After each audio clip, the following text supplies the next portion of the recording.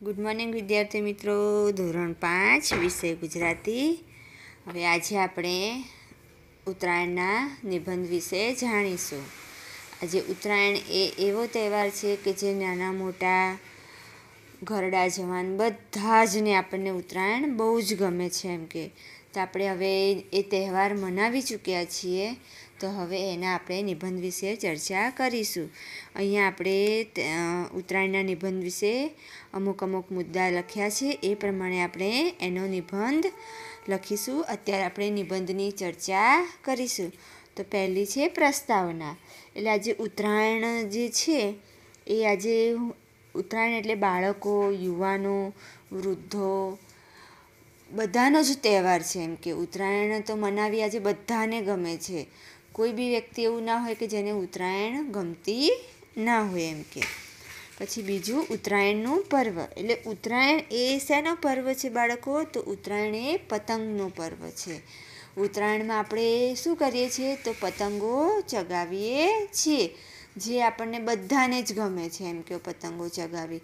તો ઉત્તરાયણના દિવસે આપણે પતંગો ચગાવીને આખું આકાશ ભરી મૂકીએ છીએ. એટલે ઉત્તરાયણ એ પતંગનું પર્વ છે.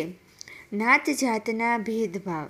એટલે આજે ઉત્તરાયણ છે એ આજે નાત જાતના ભેદભાવ વગર ઉજવાતો તહેવાર છે. આજે ઉત્તરાયણ એ એવું નથી કે આજે હિન્દુ જ લોકો ઉત્તરાયણનો તહેવાર ઉજવે છે, પણ આજે મુસલમાન, ખ્રિસ્તી, શીખ, પંજાબી બધા જ ધર્મના લોકો આજે ઉત્તરાયણનો તહેવાર ઉજવે છે. એમાં કોઈ નાત જાતનો ભેદભાવ હોતો નથી. બધા જ આ તહેવાર ધામધૂમથી મનાવે છે. હવે તારીખ પ્રમાણે, એટલે ઉત્તરાયણ જે છે એ આજે આપણે જોઈએ તો બીજા તહેવારો છે બાળકો, એ કેવું છે કે આજે તિથિ પ્રમાણે આવતું હોય. જ્યારે ધારો કે દિવાળી છે તો દિવાળી આજે આસો વદ અમાસમાં આવતી હોય. હોળી છે તો એ ફાગણ સુદ પૂનમે આવતી હોય છે. નવરાત્રિ હોય છે તો આસો સુદ એકમથી ચાલુ થાય છે. ગણેશ ચતુર્થી, એ બધા કેવા છે? તિથિ પ્રમાણે આવતા તહેવાર છે. જ્યારે ઉત્તરાયણ શું છે? એ તારીખ પ્રમાણે આવતો તહેવાર છે. એ આપણે હંમેશા દર વર્ષે 14મી જાન્યુઆરીના રોજ આપણે ઉત્તરાયણ ઉજવીએ છીએ અને 15 તારીખે વાસી ઉત્તરાયણ તરીકે આપણે તહેવાર મનાવીએ છીએ. એવા ઘણા બધા તહેવારો જે છે આપણે તારીખ પ્રમાણે મનાવીએ છીએ. જેવી રીતે કે 26મી જાન્યુઆરી, 15મી ઓગસ્ટ, ઘણા બધા તહેવારો આપણે તારીખ પ્રમાણે મનાવીએ છીએ. હવે આપણે વાત કરીએ તો મકર સંક્રાંતિ. આજે આપણે ઉત્તરાયણ તો કહીએ છીએ, સાથે સાથે એને શું આપણે મકર સંક્રાંતિ કહીએ છીએ, બરાબર? તો આજે ઉત્તરાયણને મકર સંક્રાંતિ શા માટે કહેવામાં આવે છે ખબર છે બાળકો તમને? કારણ કે આ દિવસે સૂર્ય જે છે એ મકર રાશિમાં પ્રવેશ કરે છે, એટલે એને મકર સંક્રાંતિ કહેવામાં આવે છે. સૂર્ય મકર રાશિમાં પ્રવેશ કરે છે એટલે શું થાય છે? એનું નામ મકર સંક્રાંતિ પડ્યું. પછી બીજું છે ઉત્તરાયણ. તો આજે આપણે મકર સંક્રાંતિ તો કહીએ છીએ, પણ એને ઉત્તરાયણ કેમ કહે છે? તો એ દિવસે સૂર્ય શું કરે છે? ઉત્તર તરફ પ્રયાણ કરતો જોવા મળે છે, એટલે આપણે એને બીજું શું કહીએ છીએ? ઉત્તરાયણ. એટલે આ રીતે આપણે મકર સંક્રાંતિ અને ઉત્તરાયણ બંને એને કહેવામાં આવે છે. હવે બાળકો થઈ એ કે ઉત્તરાયણ પૂર્વે આપણે કઈ કઈ તૈયારીઓ કરીએ છીએ? એટલે આજે દિવાળી જતી રહે પછી તરત જ આપણે ઉત્તરાયણની તૈયારીઓ શરૂ કરી દઈએ છીએ. જેવું કે પતંગ બનાવવાનું. આજે પતંગ બનાવવાના કારખાના દિવાળી પછી ધમધમવા માંડે છે એમ કે. દિવાળી પછી બહુ જ ઓછો ટાઈમ હોય છે ઉત્તરાયણને, એટલે પતંગો બનાવવાની કામગીરી, પછી દોરી રંગવાની કામગીરી, એ શું એકદમ શહેરોમાં ધમધમી ઉઠે છે એમ કે. એની તૈયારીઓ તીવ્ર જોશમાં ચાલે છે. મકર સંક્રાંતિની તમે જુઓ તો એની પૂર્વે જ તમે જોશો તો બજારોમાં ઘણી બધી ભીડ જોવા મળે છે. આજે ઉત્તરાયણને 1 મહિનો બાકી હોય ત્યાં જ બજારોમાં પતંગો, દોરીની દુકાનો શરૂ થઈ જાય છે. એટલે ઉત્તરાયણ પૂર્વે એની તૈયારીઓ ખૂબ જ ધમધમી ઉઠે છે.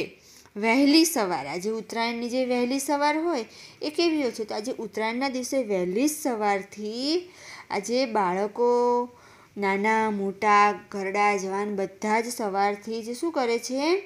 ધાબા ઉપર, અગાસી ઉપર, છત ઉપર, છાપરા ઉપર, જ્યાંય પતંગ ચગાવવા મળે ત્યાં ચડી જઈને પતંગ શું કરે છે? ચગાવવા માંડે છે. એમ કે પતંગને દોરી લઈને બધા જ ધાબા ઉપર ચડી જાય છે. અને થોડીક વારમાં તો તમે જોશો તો આકાશ કેવું રંગબેરંગી પતંગોથી છવાઈ જાય છે. એમ કે આકાશમાં તમે જુઓ તો અલગ અલગ આકારના પતંગો હોય છે, અલગ અલગ ડિઝાઇનના, અલગ અલગ રંગના, જાત જાતના પતંગો તમને જોવા મળે છે.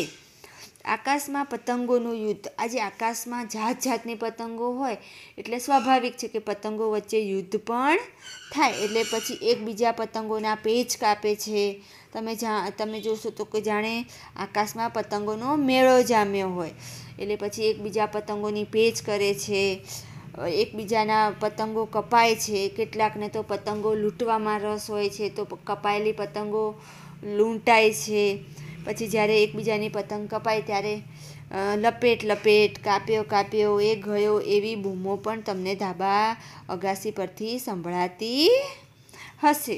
હવે આજે ઉત્તરાયણનું આપણે મહત્ત્વ જાણ્યું, બરાબર, પણ એનું ધાર્મિક પણ એક અલગ મહત્ત્વ છે. એમ કે આ દિવસ શેનો દિવસ ગણવામાં આવે છે? દાનનો દિવસ ગણવામાં આવે છે.